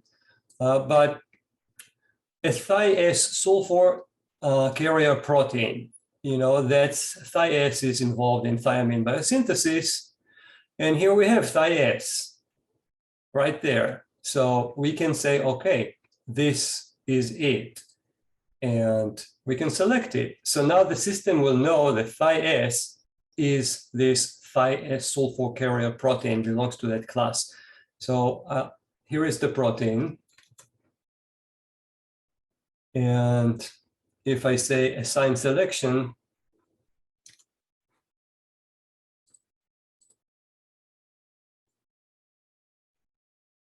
yeah, I don't know that we can see it. It's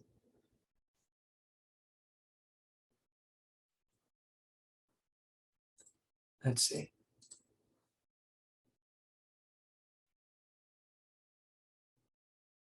It seems to me like it failed. It didn't do the classification. So that may be a bug. I'll need to look at it after this webinar. But in general, what it should have done is classify this under the class of a thias sulfur protein. And then when you look at this page, you would see the class and the protein on the same page. And when you look at the reaction that involves thias, it will be clear that this protein belongs to that. But I don't know why it didn't work now. So I'm going to make myself a note to check it.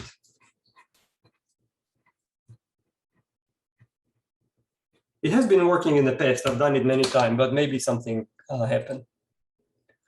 So protein complex, this is the automated tool that I told you that we still don't run routinely because it's in beta, but eventually it will be running. But I can tell you that it's not going to find everything because just like what we saw on the ATP synthase, if things are very far away on the chromosome, it's probably not going to put them together as a complex. So then there is another tool, this one, which requires you to work on it. So, for example, it says, look, I found FABG and FABG are they parts of the complex? And you'll go like, no, they are probably two versions of very similar genes. So you go skip. And then it goes, I wonder when we'll get to something that would actually, But here we have DNA topoisomerase, JAR A and JAR B. And suddenly you'd think that this should make a complex. So you can select these two, and then you say make complex. And it asks you what name should I give to the complex. It tries to figure it out from the name of the subunit. So we'll say fine, that looks wonderful name. And you say okay. And it created it, you move to the next thing. So you can skip the ones you don't like and make complexes for the ones that seem right. And in this case, it has 133 candidates. I suggest, from my experience, probably 20 or so of them will actually make real complexes. But you can move pretty fast. So you can run through this tool pretty fast and create complexes that otherwise wouldn't be created. So that's another tool. We're not going to do that, but if you've done a lot of changes in your database, you might want to run these commands again. The name matcher is what matches proteins to reactions. So if you've done a lot of changes, and particularly in the future, if you will update your PGDB with changes in metapsych that might have happened in the 3 years since you created your PGDB, there might be a lot more information now that wasn't taken in account when the PGDB was created. So if you run this, it will make those matches again. And after doing this, you might want to run the command rescore pathways, because it's possible that it will now find new pathways that, or suggest that some of the pathways that have been there shouldn't be there. And all of those things are interactive. It lets you go over it and accept things or not accept it. The next thing is that I'm going to pass some of those because there's not enough time, but the transport inference parser is a tool that we have to predict transporters. So I assume that this cyanobacterium is aerobic. I don't really know. It does make a difference for this tool. I say run tip. It scans all the genome. It looks for names that look like transporters, and it comes up. It's already been run once, I think, on this database, but there's still a few that it thinks it should do. So for example, if we click on the first one, open it here. No. It finds a subunit that says iron ABC transporter permease. And then it found an iron ABC transporter substrate binding protein. So it says, okay, I think we have an ABC type transporter for iron. So it says energy coupling is likely ATP. And it creates a reaction that is the type of reaction that is correct for ABC type transporters, you know, where something is moved across a membrane accompanied with ATP hydrolysis. It makes the assumption that it brings iron in, because usually that's what these things do. So it says it comes from the periplasm to the cytosol. And if that looks good, then you can say accept. And now it created the reaction and attached, formed a complex and attached it to the reaction. It's silly that it doesn't jump there in the main window. It doesn't though. So there are a few of those, and it tries to understand the type of thing, like this is a channel, you know, because it says iron uptake porine. So it says, okay, it's a porine, it's not an active mechanism. It's just going to create reaction iron 3 in the periplasm goes to iron 3 in the cytosol. By the way, the reason it uses iron 3 and not 2 is because I told it it's an aerobic organism, remember? So under aerobic condition, almost all of the iron will be in the form of +3 and not +2. So it's using whatever it can to create transport reactions and assign transporters. It's a good tool to go over and add as many transporters as you can. It's not going to catch everything, but it's going to catch quite a bit. I'll just say cancel because I don't really care about this database. And the last one I want to mention is the pathway hole filler. So this is a rather complex tool, but it may help you find enzymes that haven't been annotated correctly. It's focusing on what's called pathway holes, which means if we have decided that we're likely to have a pathway in the organism, because let's say it's a 10-step pathway and we have 8 of the enzymes, it's likely to be there. But why are there 2 steps that have no enzymes? There could be multiple reasons. One is that, well, maybe the pathway is really different and those 2 steps are different in this organism and then unlike anything else. But it's also possible that there's nothing unique about it, but the proteins that catalyze it haven't been annotated properly, so pathway tools couldn't find it. So what this pathway hole filler does is it finds those holes, and then it goes and retrieves sequences known for enzymes that are known to catalyze those reactions. And then it will do blasting within your PGDB to come up with candidates. So it's a complex process that has 3 steps. The first step, it asks you if you want to use the condor cluster. We have one at SRI, you don't, so you always want to say no. And then I've ran it yesterday because this is a very time-consuming process. So I already have existing data. If you run it the first time, it will have to create a new one, and it could run for like 30 minutes to do that because it retrieves all the sequences. So this time I'll just tell it, use the existing data. And then, okay, then you can move to step 2.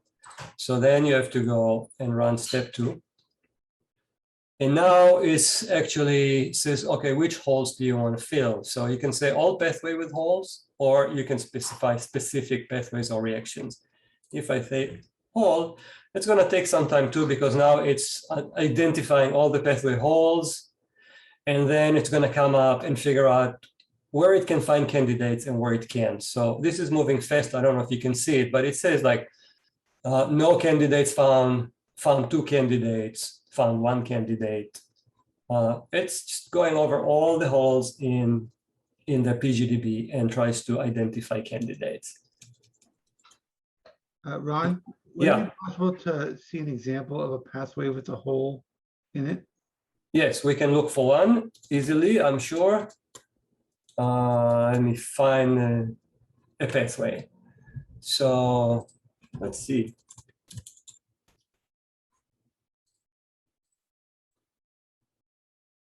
Not this one. Okay, so it finished step 2. Now we will be able to go to step 3. Actually, step 3 will tell us. So let's do it from here. So step 3 is where you need to interact with it. So for example, it says pathway beta oleate oxidation. All right, I don't think this pathway should have been honestly predicted. I probably would delete it if I was a curator. But these are pathway holes. All right, so the pathway has been predicted. Many of the steps have enzymes associated with them, but there is no enzyme catalyzing this reaction. So this is a pathway hole. So for this pathway, there are a lot of holes, and they're mostly the same type of enzyme. So look, it says for this one, I think this is a very good candidate. It says that the probability is 0.9878. That's pretty high. So we can look at it and see what is it. And it just says SDR family oxidoreductase. So that's obviously not something that pathology could have used. Let's see what UniPro says about it. It's an acetoacetyl-CoA reductase. Well, lo and behold, that's the reaction we're trying to fill. So it makes us feel very good that this SDR family oxidoreductase is really the acetoacetate-CoA dehydrogenase. So I will go, yes, fill this, and just fill this hole with top candidate, yes. And you can replace function or add function because, you know, in this case, there is no function associated with it. So we'll say just add the function. But maybe it was associated with an incorrect reaction. So we could say replace the function, get rid of the wrong one and put the right one in. So this is an example how it's not clear why RefSeq missed it. Unipro obviously were able to figure it out using their pipeline, but no pipeline is perfect. So pathway tools filler can sometimes find the correct solution and add the missing proteins, even if they were not annotated. So it's a very useful tool. Ron, just to follow up, so this is a biochemical question, but I guess I have two questions. Does every reaction have to have an enzyme? And the second question is, how do you know that the steps of that reaction exist if you don't know the enzyme? Okay, so first of all, not all reactions have enzymes. Some can occur spontaneously, but in Metacyc, we mark such reactions as spontaneous. So if you look at the pathway diagram for such a reaction, it will say spontaneous here. So you'd know that that's not something I need to look for an enzyme. But if it's not a spontaneous reaction, then yes. If the pathway as such exists in the organism, then there must be an enzyme catalyzing every step. Otherwise, you'll come here and it will stop. So there must be an enzyme. Whether we are able to identify it or not is a difficult question. We just saw a case where, yes, here it is, and sequence suggests that's the enzyme. So most likely, even though we don't have biochemical evidence, we're very sure that that's the enzyme. But sometimes, like in Archaea, a lot of the steps are always different because Archaea have a lot of pathways where the enzymes catalyze the reactions in a different order. So that actually, even though it's very similar pathways, it's just the order of the reaction is different. The enzymes have absolutely no similarity sequence-wise to the bacterial enzymes. So if nobody has found the enzyme yet, we don't know what it is. It's a real pathway hole. Our software is not going to find it. Annotation pipeline not going to find it until someone actually finds it and publishes a paper, and then we add this information. So where do the steps in the pathway come from? It comes from Metacyc. So this is a pathway. All pathway in every PGDB originally come from Metacyc. So if you go to Metacyc, that would give you some more ideas about it, because you can look at the steps and see which enzymes are known to catalyze them. And if you wanted, you could even go and retrieve the sequence of this enzyme from E. coli or another organism and do your own searches against your database. But that's basically what the tool does. It looks for enzymes that are known to catalyze those missing steps and then retrieves the sequence for them and then does very focused blast searches against your database. It does it for you. But you see in Metacyc, there are no pathway holes. In this organism, all the enzymes are known. Okay. Did I answer the question, Mark? Yes, thank you. Cool. What are we doing? We have 10 more minutes. So I think we're done with these tools, and I want to show you two other functions, which I'll try to go over pretty quickly. These are things to do later, not when you have a very fresh PGDB. Most likely you don't need them at this point. But if a year or two have passed, usually Metacyc changes a lot, and we do a lot of corrections. We add new enzyme and new pathways, and EC numbers change, and it's a very dynamic world. And you might benefit from updating your PGDB with that. So we have a tool under the tools menu that is called Propagate Metacyc Data Updates. So if you select that, it does give you the choice to go from a different reference PGDB. This is very rare, but sometimes people prefer to use like PlantCyc, which is the plant version of Metacyc, to create the databases. But usually most PGDBs are made from Metacyc, so you want to select this.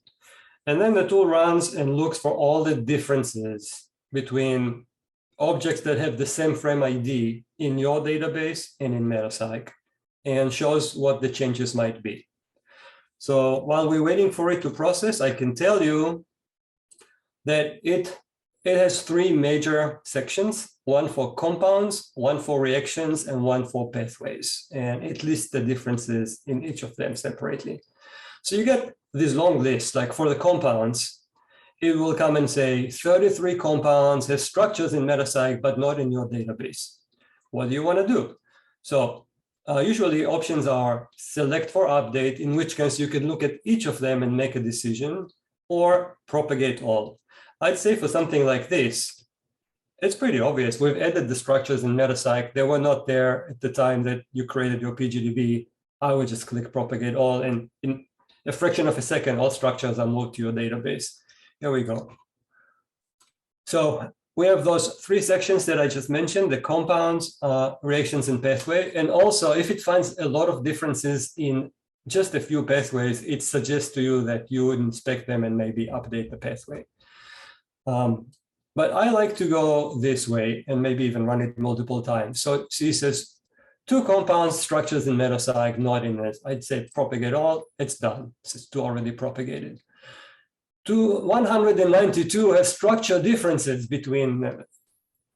It's almost guaranteed that we improved the structures in Metascic. We usually don't try to make things worse over time. So I would just say propagate all. 3 compounds have differences in the naming. This is for like polymeric names. You can say, differences in abbreviated names, tautomer slots, systematic names, common names. All of those things are basically no-brainer. You can just say propagate all. Then you have 22 compounds are present in your database, but not in Metascic. This is a little more suspicious. Why? Why have we removed them from Metascic? So you can click on examine, and you go here, and it says, look, you have something called D-galactofuranose. You can merge it with D-galactofuranose from TestCyc. So apparently there are 2 compounds that duplicates in your database. So you can say merge. If you're not sure, you can say show. So I clicked on the first one. It says D-galactofuranose. It's a class. I clicked on the second one. It says D-galactofuranose, and it's also a class. And this actually has instances. The other one didn't. So something has happened in Metascic over time. This is just a duplicate. There's no reason not to merge it. So you say merge. Other things, it says L-aldoses merge with formyl L group. That looks like a really bad idea. So I would not do that.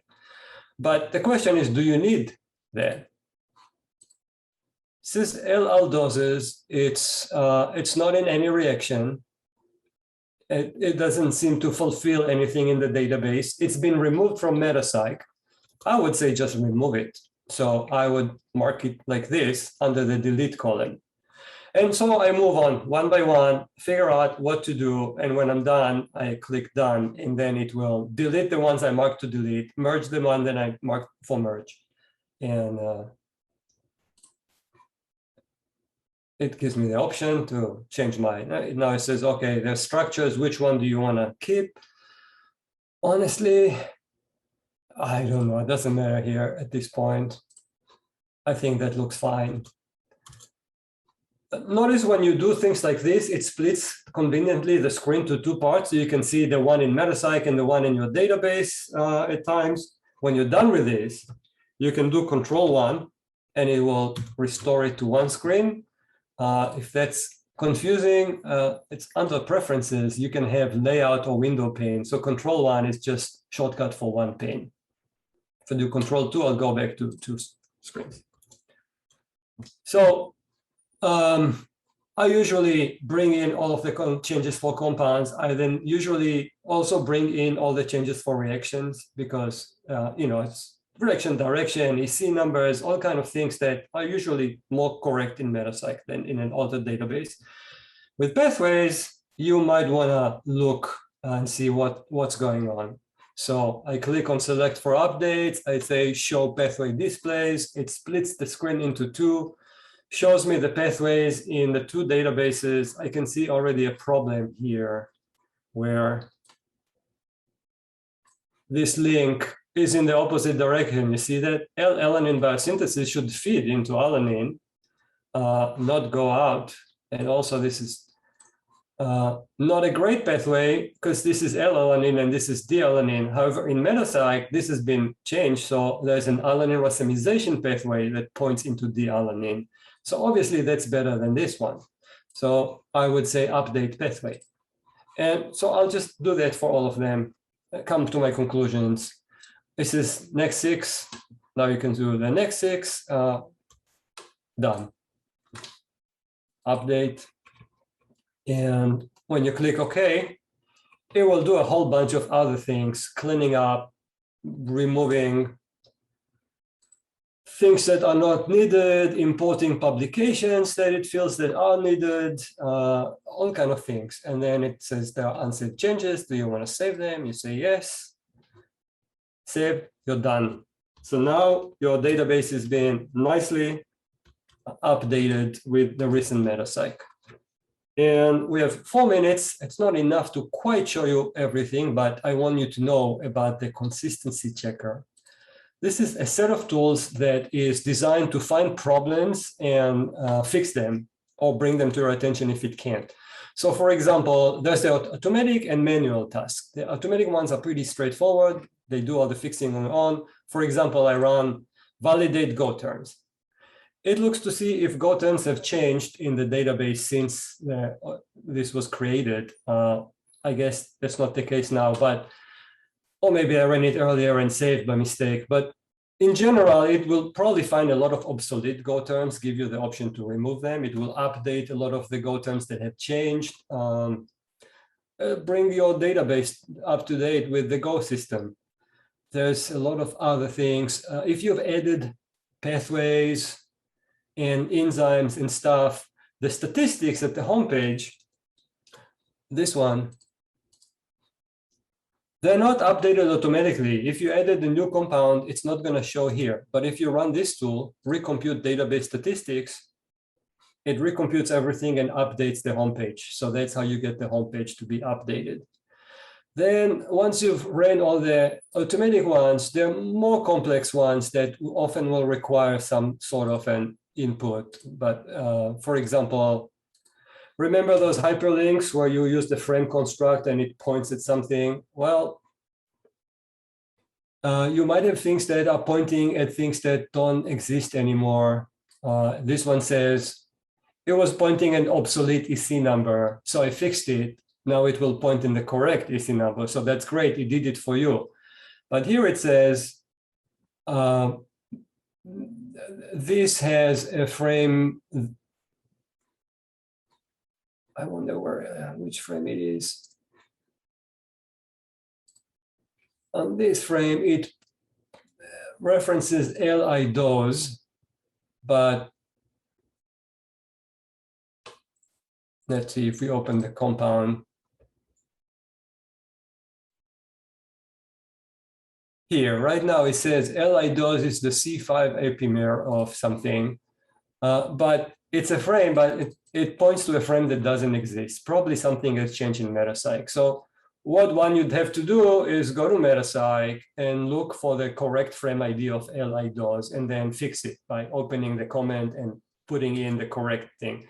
So there are not so many of those. So you do this, takes you a few minutes. There's only one undefined frame in the database. And once you do it, it fixes it. If you typed a bunch of HTML things and you made errors, this will catch them and tell you, you're missing, a closing I or sub or something like this, let you fix the errors.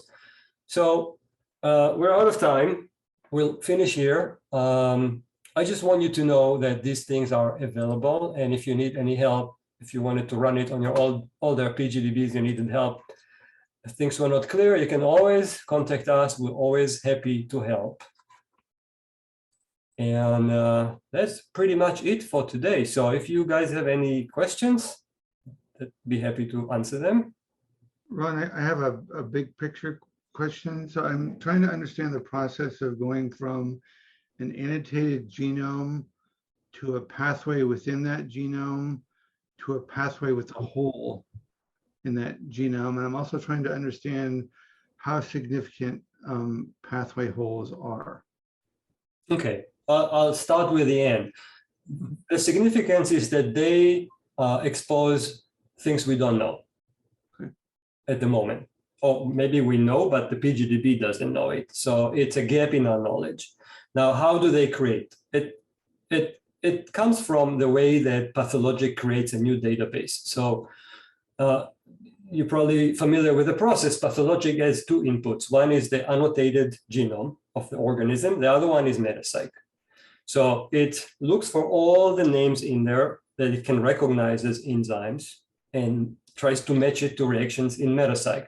And whenever it can make the match, it brings the reaction from Metapsych, it saves it in the database attached to an enzyme. Then it goes to the next step, pathways. It goes like, it looks at all the pathways in Metapsych, and then for each of those pathways, it looks at the new database and says, well, how many of those reactions have enzymes?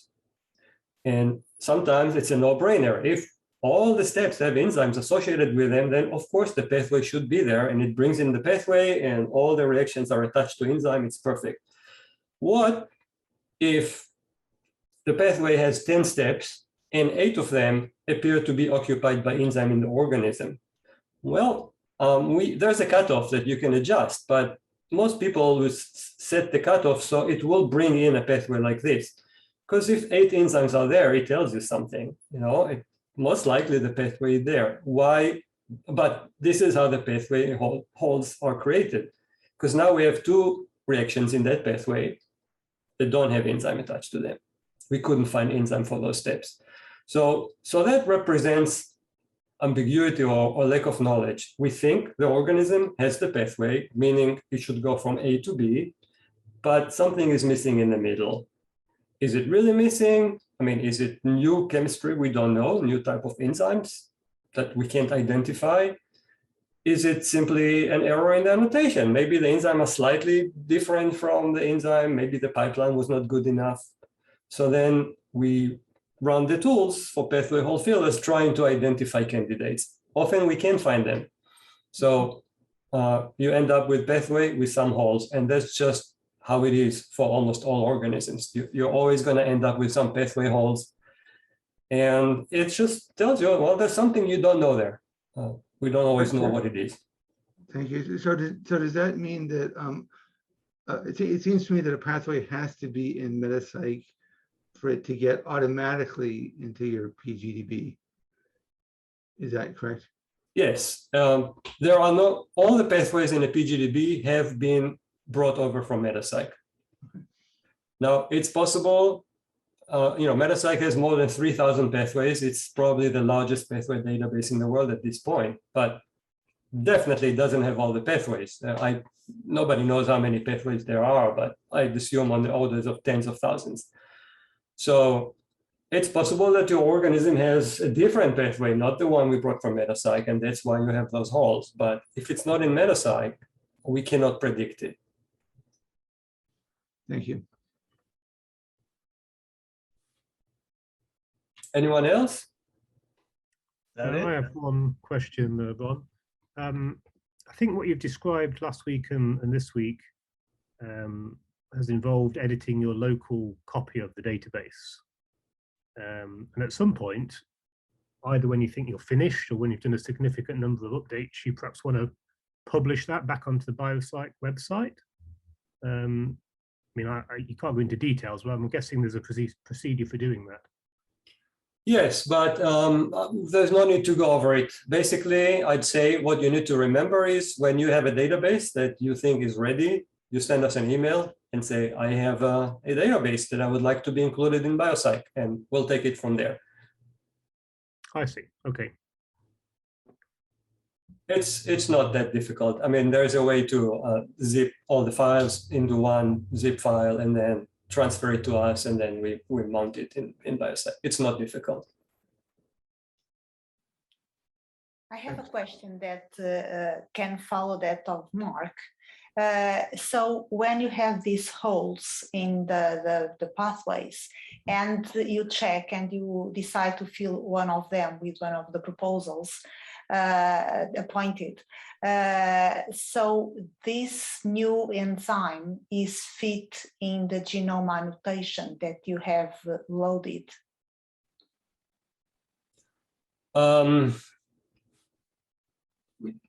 When you say, would it fit with the enzyme annotation, you mean, would it fit with the current annotation of the enzyme as retrieved from RefSeq or whoever annotated the genome?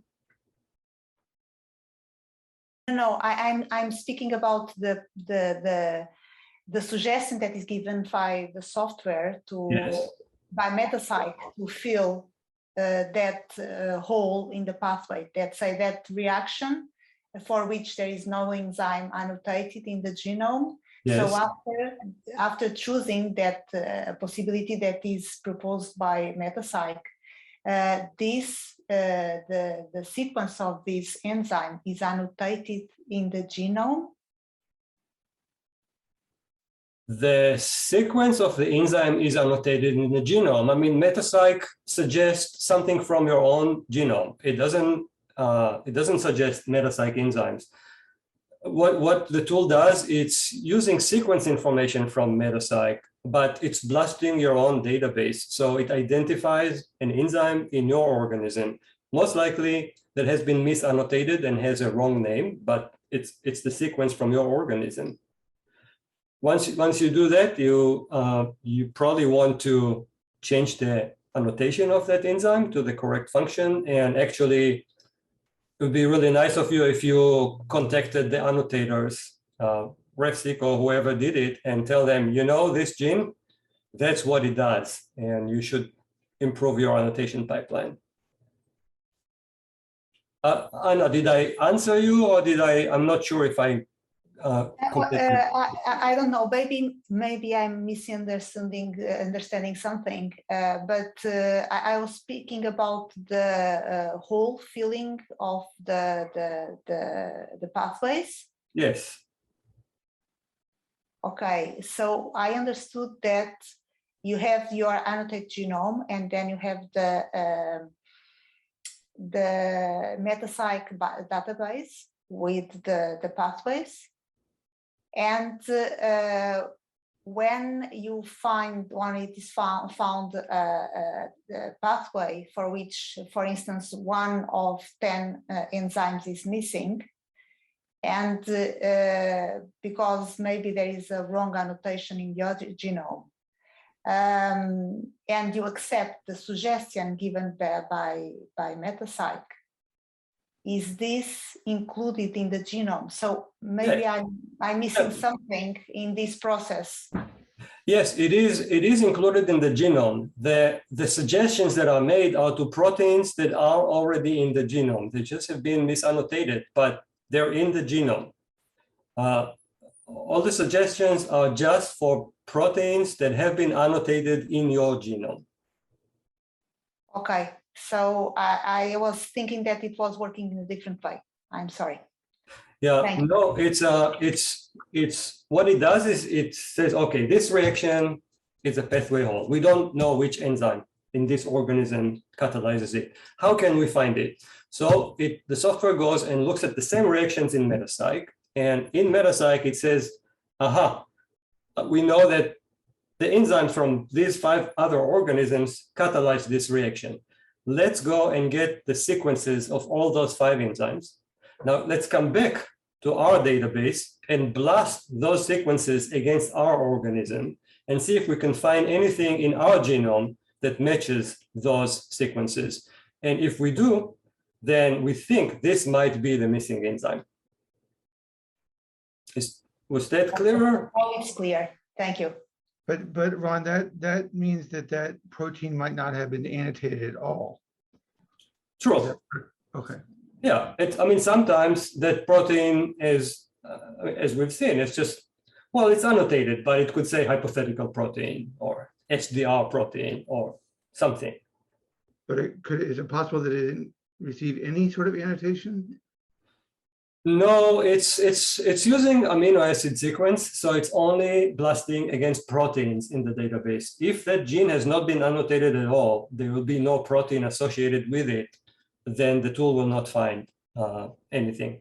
We're not blasting nucleotide sequence. We're only blasting the amino acid sequences of predicted proteins. I see. Sorry, I have a question here. Will the blast consider mutated enzymes or just wild types? I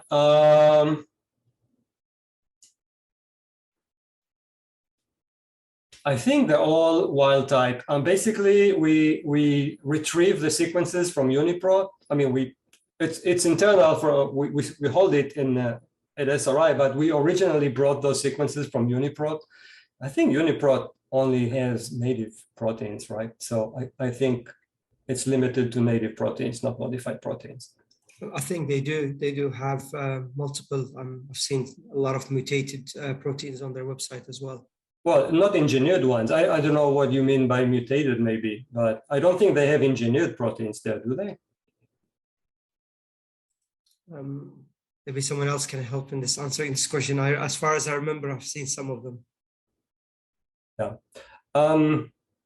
So we would go by probably by an EC number, for example. Let's say this pathway hold has an EC number. We'll look at UniProt for proteins that have annotated to the EC number, and then we'll retrieve maybe 20 sequences, something like this, for that EC number, and then we use those for the blasting. So whether those 20 will include mutated proteins, I don't know. It depends what's going to be available in UniProt. And we don't do an exhaustive because we're not going to bring in thousands and thousands of sequences. So I suspect that the vast majority, if not all of them, are native proteins. Thank you. Is that it? Are there any more questions? Well, okay. Thanks, Ron, for this presentation, and I want to thank all of you for attending and sharing your questions with us. Yeah, thank you, everybody. And if you're going to be doing curation, then please remember that we are always very happy to help. And if you run into any issues, one email and we'll do whatever we can to help you.